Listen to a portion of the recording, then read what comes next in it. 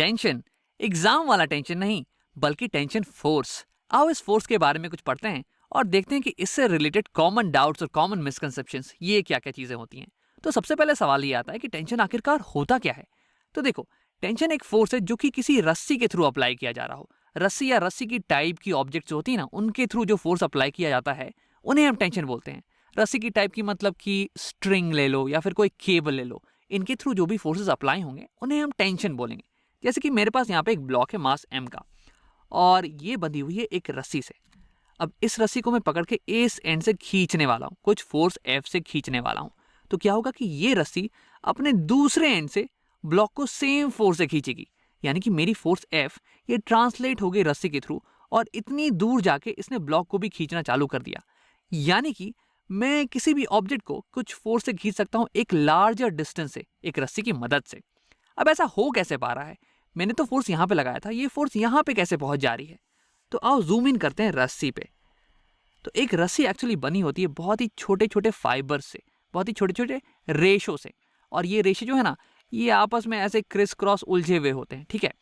अब अगर मैं यहाँ पे फोर्स लगाता हूँ, यानी कि मैं इन लेयर वाले फाइबर्स को पकड़ के खींच रहा हूँ राइट साइड में, तो क्या होगा कि ये फाइबर्स अपने पीछे वाले फाइबर्स को, इनको पकड़ के भी राइट साइड खींचने वाले हैं।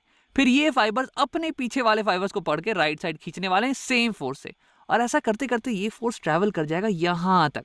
फिर ये आखिरी वाली जो फाइबर की लेयर है ना, ये भी राइट साइड खिंचाने लगेगी सेम फोर्स से, और फिर ये पकड़ के इस बॉक्स को भी खींचने लगेगी राइट साइड। तो यानी कि मैं एक रोप की मदद से अपने फोर्स को ट्रांसलेट करवा सकता हूँ, ट्रांसमिट कर सकता हूँ बहुत ही लंबी दूरी तक, और किसी बॉक्स या फिर किसी ऑब्जेक्ट को पकड़ के खींच सकता हूँ। आओ अब टेंशन पे कुछ कॉमन प्रॉब्लम के टाइप देखते हैं। यहाँ पे मेरे पास एक ब्लॉक है मास m का, और ये एक रस्सी से बंधी हुई है। अब इस रस्सी को मैं पकड़ के खींच रहा हूँ, तो यानी कि इस रस्सी में होगी एक टेंशन T1, और इस टेंशन के कारण ये ब्लॉक एक्सेलरेट करने लगेगा। इस ब्लॉक पे एक्सेलरेशन आ गया A0 का, राइट दिशा में। अब पता करना है कि टेंशन की वैल्यू कितनी है, और सवाल में दिया रहेगा कि अज्यूम कर लो ये रस्सी मासलेस है। अब तुम सोच रहे होगे कि ये मासलेस का मतलब क्या हुआ? क्या रस्सी मासलेस हो भी सकती है? और हमें मासलेस रस्सी आखिरकार चाहिए ही क्यों? तो अज्यूम कर लेते हैं कि रस्सी मासलेस नहीं है, इसका बहुत ही भारी वेट है, बहुत ही भारी मास है इसमें, ठीक है। अब यहाँ पे आओ, मान लो कि तुमने इस एंड पे फोर्स लगाया राइट साइड में, तो यानी कि ये वाली जो लेयर है फाइबर्स की, इसे अब ये पूरी रस्सी को, इस पूरी रस्सी को प्लस इस पूरे ब्लॉक को पकड़ के खींचना पड़ेगा। यानी कि इसे बहुत ही ज्यादा फोर्स लगाना पड़ेगा, क्योंकि इस पूरी रस्सी का मास तो बहुत ही ज्यादा है, और प्लस ये ब्लॉक का मास, तो यानी कि टोटल मास हो गया बहुत ज्यादा, इंटू एक्सेलरेशन A0, सब कुछ एक्सेलरेट करिए राइट डायरेक्शन में A0। यानी कि एक बहुत ही बड़ा फोर्स लगाना पड़ेगा इस लेयर की फाइबर को। लेकिन अगर हम इस लेयर की फाइबर की बात करें, तो इस फाइबर को बस आधी रस्सी को खींचना पड़ेगा, आधी रस्सी प्लस ये ब्लॉक, यानी कि मास थोड़ा सा कम हो गया है। इस सारी मास का एक्सेलरेशन राइट साइड में A0, तो यानी कि जो नेट फोर्स होगा मास इंटू A0, ये भी छोटा होगा कंपेयर टू जो फोर्स इसे लगाना पड़ेगा। यानी कि यहाँ पे टेंशन बहुत ही ज्यादा थी, यहाँ पे टेंशन तो बहुत ही कम है।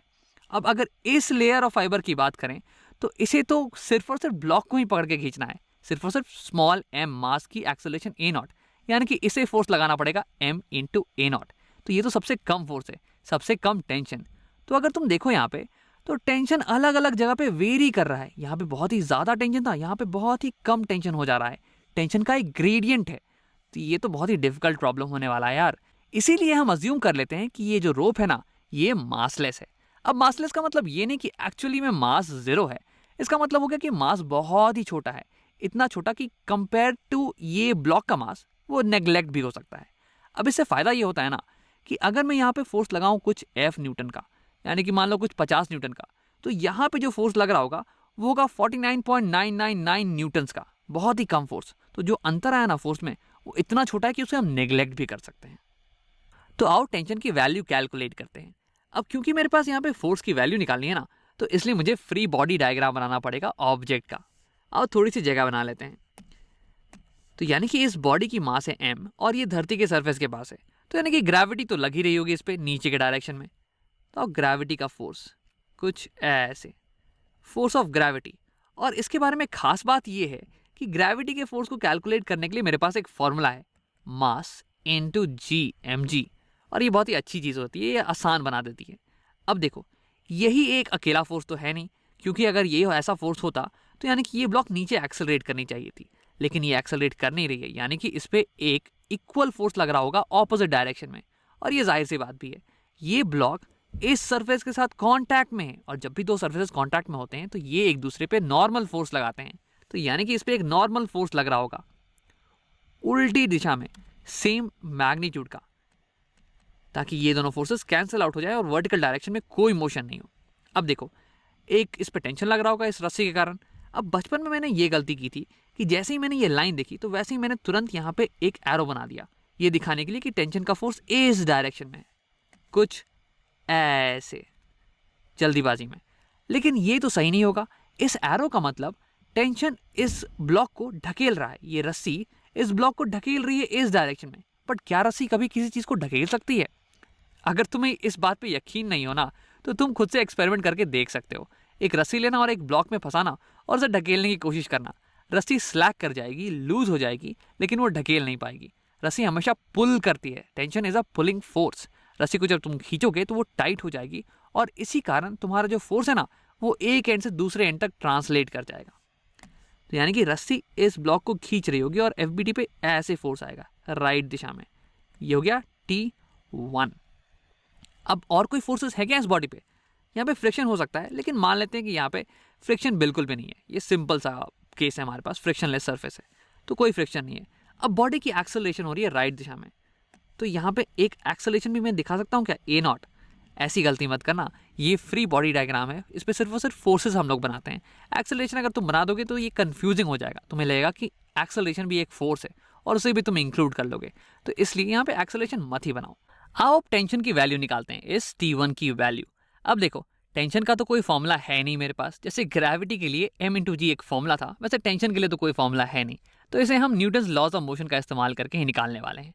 तो न्यूटन्स लॉज ऑफ मोशन कहता है कि net acceleration is equal to net force summation of all forces divided by the mass of the body.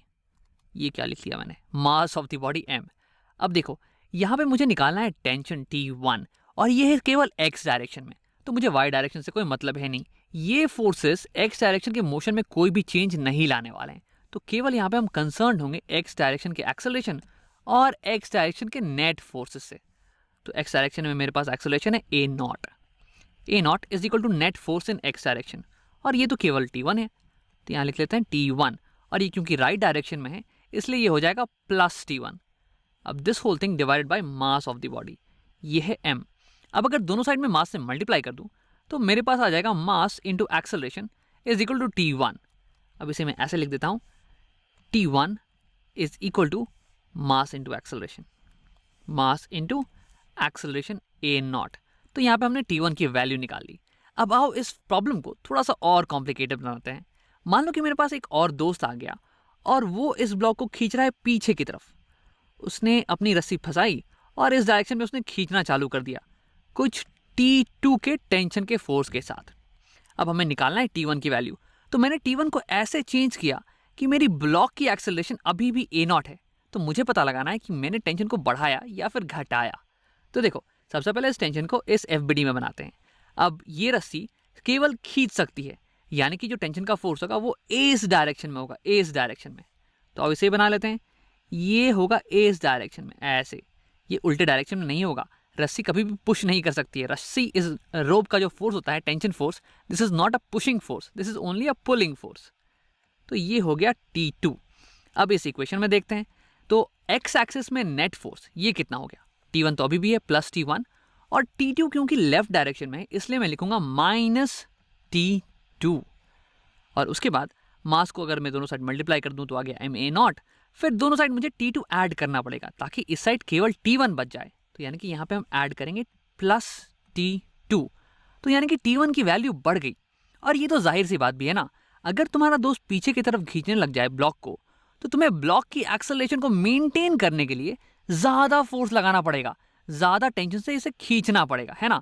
तो इसलिए इसकी वैल्यू बढ़नी ही चाहिए, और यहाँ पे हमारा जवाब बिल्कुल सही आया है। तो आओ इस प्रॉब्लम को थोड़ा और कॉम्प्लिकेटेड बनाते हैं। मान लो कि हमारे पास एक और दोस्त आ गया है और वो इस ब्लॉक पे रस्सी बांध के कुछ ऐसे इस एंगल पे रस्सी को खींच रहा है, टेंशन लगा रहा है T3 का, और ये हॉरिजॉन्टल से एंगल बना रही है कुछ थीटा डिग्रीज की। तो अब हमें ये पता लगाना है कि टेंशन 1 की वैल्यू कितनी होगी। मैंने टेंशन 1 को फिर से ऐसे चेंज कर दिया है ना कि ब्लॉक की एक्सेलरेशन अभी भी a0 है। तो तुम्हें ये बताना है कि मैंने टेंशन 1 को बढ़ाया होगा या घटाया होगा। तो सबसे पहले तो हम क्या करते हैं, T3 को FBD पे बना देते हैं। तो ये कुछ इस डायरेक्शन में होगी T3, और ये एंगल कुछ थीटा होने वाला है। अब इस टेंशन 3 को हम यहाँ इक्वेशन में डालने वाले हैं। तो यहाँ पे नेट फोर्स इन एक्स डायरेक्शन, यहाँ पे हम लिख देंगे -T3 या +T3। क्या लिखूँ मैं, ये T3 कंप्लीटली तो एक्स डायरेक्शन में है नहीं, ये तो एक्स और वाई के बीच में है ना, या फिर मैं कह सकता हूँ कि ये दोनों ही डायरेक्शन में है। तो इसके लिए हमें क्या करना पड़ेगा कि टेंशन 3 की कॉम्पोनेंट्स निकालनी पड़ेगी हॉरिजॉन्टल डायरेक्शन में और वर्टिकल डायरेक्शन में। तो मान लेते हैं कि हॉरिजॉन्टल डायरेक्शन में कुछ कंपोनेंट आएगा ऐसे, ये हो जाएगा हॉरिजॉन्टल कंपोनेंट, और इसका वर्टिकल कंपोनेंट होगा कुछ ये वाला कंपोनेंट। तो मुझे निकालना है हॉरिजॉन्टल डायरेक्शन वाली कंपोनेंट, इसकी मैग्नीट्यूड T3 इन x डायरेक्शन। और ऐसा इसलिए क्योंकि मुझे निकालना है टेंशन 1, और टेंशन 1 तो है हॉरिजॉन्टल डायरेक्शन में। तो हॉरिजॉन्टल डायरेक्शन के मोशन को केवल हॉरिजॉन्टल डायरेक्शन के फोर्सेस ही चेंज कर सकते हैं। ये वर्टिकल डायरेक्शन वाली जो कंपोनेंट है ना, ये हॉरिजॉन्टल डायरेक्शन के मोशन को बिल्कुल भी छेड़ने वाली है नहीं, तो इसे हम भूल ही जाते हैं, केवल T3x की वैल्यू निकालते हैं। तो यहाँ इसे निकालने के लिए मुझे ट्रिग्नोमेट्रिक रेशियोज का इस्तेमाल करना पड़ेगा, सो का टोआ, और यहाँ पे मैं यूज़ करूँगा कॉस ऑफ थीटा एंगल की, क्योंकि ये होता है एडजेसेंट बाई हाइपोटेन्यूज। अब हाइपोटेन्यूज की लंबाई मुझे पता है, वो है T3, और एडजेसेंट की लंबाई मुझे निकालनी है। तो ये इसकी वैल्यू हो जाएगी T3 cos of theta. T3 axis T3 cos of theta. अब इसे हम बना लेते हैं यहाँ अपने FBD पे। तो ये हो जाएगी, इसे मैं नीचे बना लेता हूँ साइड में, ये हो जाएगी मेरी horizontal component of T3 vector, T3 vector, T3 cos of theta. अब इसे इक्वेशन में डालते हैं। तो यहाँ देखो, नेट फोर्स इन एक्स डायरेक्शन, यहाँ T1 तो है ही +T1 -T2, और अब हो जाएगा +T3 कॉस ऑफ थीटा। और ऐसा इसलिए क्योंकि T3 cos theta right direction में है। अब इसके बाद T1 की वैल्यू निकालने के लिए मैं मास को दोनों साइड मल्टीप्लाई कर दूंगा, तो मेरे पास आ गया ma0, फिर इसमें होगा +T2 दोनों साइड, और फिर हो जाएगा -T3 कॉस ऑफ थीटा दोनों साइड, ताकि यहाँ पे T1 केवल बच जाए। तो यहाँ पे -T3 कॉस ऑफ थीटा। अब क्योंकि हम माइनस कर रहे हैं, इसका मतलब मेरी T1 की वैल्यू अब कम हो जानी चाहिए। ये देखो, इस डायग्राम में T1 की वैल्यू, मैंने टेंशन की वैल्यू को कम कर दिया होगा, और ये जाहिर सी भी बात भी है, क्योंकि देखो अब मेरे पास एक एक्स्ट्रा फोर्स है एक्स डायरेक्शन में, जो कि मेरी ब्लॉक को पुल कर रहा है मेरे ही डायरेक्शन में। इसका मतलब मुझे अब इतनी बड़ी फोर्स लगाने की ज़रूरत है नहीं। मैं थोड़ा सा भी फोर्स लगाऊंगा ना, तो भी ब्लॉक की एक्सेलरेशन a0 मेंटेन रह जाएगी, और इसलिए हमारा जो जवाब आ रहा है उसमें T1 की वैल्यू कम हो रही है, ये माइनस हो रही है। तो ये बिल्कुल ही सही जवाब आया है। अब ऐसे तुम अलग अलग फोर्सेस लगा सकते हो इस ब्लॉक पे, और उसके करस्पॉन्डिंग तुम T1 की वैल्यू कैलकुलेट कर सकते हो। अब क्विकली रिकैप कर लेते हैं। तो हमने देखा कि टेंशन को कैलकुलेट करने के लिए हमें न्यूटन्स के सेकेंड लॉ का इस्तेमाल करना पड़ेगा। बस ध्यान देने वाली बात यह है कि सारे फोर्सेस को तुम करेक्ट साइन कन्वेंशन के साथ ही यहाँ पे डालना, और यहाँ पे अलजेब्रा करने में कोई गलती मत कर देना। अब एक और चीज़ हमने ये देखी कि टेंशन फोर्स हमेशा एक पुलिंग फोर्स होती है। टेंशन रोप में एक ब्लॉक को, किसी भी चीज़ को खींच ही सकती है, उसे ढकेल नहीं सकती है, उसे पुश नहीं कर सकती है। और तीसरी चीज़ ये कि एक रोप में टेंशन हर जगह पे सेम ही रहने वाला है। मतलब कि अगर तुम इस पॉइंट पे कुछ फोर्स लगा रहे हो रोप पे ना, और इसे खींच रहे हो, तो same force, almost same force से रोप ब्लॉक को भी खींच रही होगी। अगर तुम 50 न्यूटन का टेंशन लगा रहे हो, तो रोप भी ब्लॉक पे 50 न्यूटन, ऑलमोस्ट 50 न्यूटन के फोर्स से ही खींच रही होगी। अब ऐसा तभी ट्रू है जब हमारी रोप मासलेस हो, और मासलेस से मेरा मतलब था कि ऑलमोस्ट नेग्लेजिबल मास हो compare to mass of the block. और ऐसा इसलिए क्योंकि मान लो कि अगर ये रोप बहुत ज़्यादा भारी भरकम होगी और तुम यहाँ पे कुछ फोर्स लगा के खींच रहे होगे, तो ये जो फोर्स होगा ना, इसे बहुत बड़ा होना पड़ेगा, क्योंकि इस फोर्स को अब इस रस्सी के मास को भी खींचना है, प्लस इस ब्लॉक के मास को भी खींचना है। लेकिन वही अगर तुम यहाँ पकड़ के खींच रहे होते ब्लॉक को ना, तो बहुत ही कम रस्सी होती, रस्सी का मास तो कम हो गया, तो यानी कि बहुत ही छोटे मास को खींचना पड़ता, तो यहाँ पे अलग टेंशन होता। तो वैसे ही अगर इस रस्सी की बहुत ज़्यादा मास होती, तो इस रस्सी में अलग अलग जगह पे टेंशन अलग अलग वेरी करेगा। लेकिन अगर इस रस्सी की मास को हम बहुत ही कम मान लें, नेग्लेक्ट कर दें कंपेयर टू मास ऑफ ये ब्लॉक, बहुत ही हल्की रस्सी ले लें, तो इस केस में टेंशन पूरे रस्सी में सेम रहने वाला है, और हमारी कैलकुलेशन बिल्कुल ईजी हो जाएगी।